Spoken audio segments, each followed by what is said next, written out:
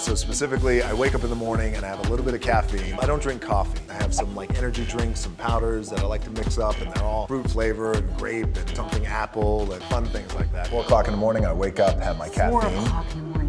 4 o'clock in the morning. But by the way, that's the magic hour. That 4 o'clock in the morning is when no one else is up, so no one else is bothering you, and you can focus on whatever work you have to get done. And then by 4:30, 4:45, I'm doing some sort of cardio. It's still dark outside, so it's just me, and I jump on this thing. It's 4:45 a.m. It's still dark outside. Look at that, the lights just went out, and I'm getting ready to kill this AM cardio. You can't even see me, but it's gonna be so good, it's bad.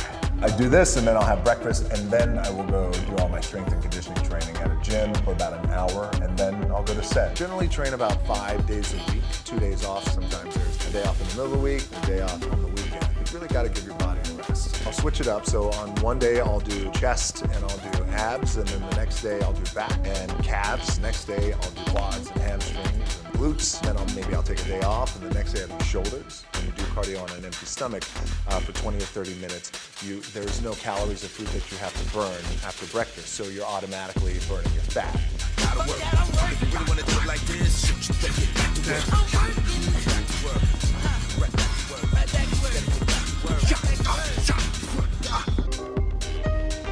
With every role comes a different training program, but this one in particular was about 12 to 14 weeks of diet, conditioning, training, and then not only that, but then training with your stunt coordinators, your fight choreographers. The training was challenging, which was awesome, by the way. So it started off 4 o'clock in the morning where I'd start with my cardio, then I'd have breakfast, and then I would go to the gym, and then I'd go to work.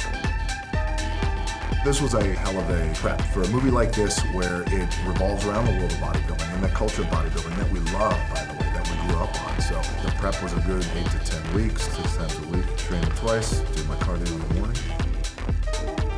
For Hercules, it was very intense. It was an 8-month process that I started. I wrapped a movie and then I started this right away. The training was harder, the diet was longer and more detailed, so there was a lot. Plus, by the way, it's Hercules. I was eating, I think, 7 to 8 meals a day, and they were very detailed meals. Everything was very specific. A really strong balance between carbohydrates and proteins and greens and fats. I hired a great strength and conditioning coach to train for the role, as well as a great diet coach.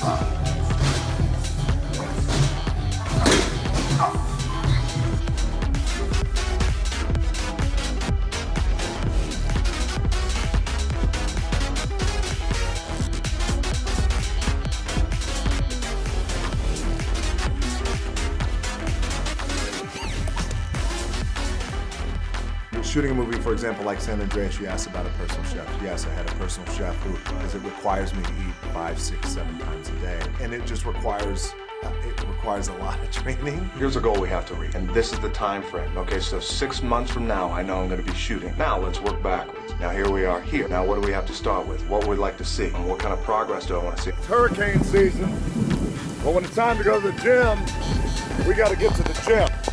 And there ain't no stopping us. Empty gym, the Iron Paradise, this is my therapy.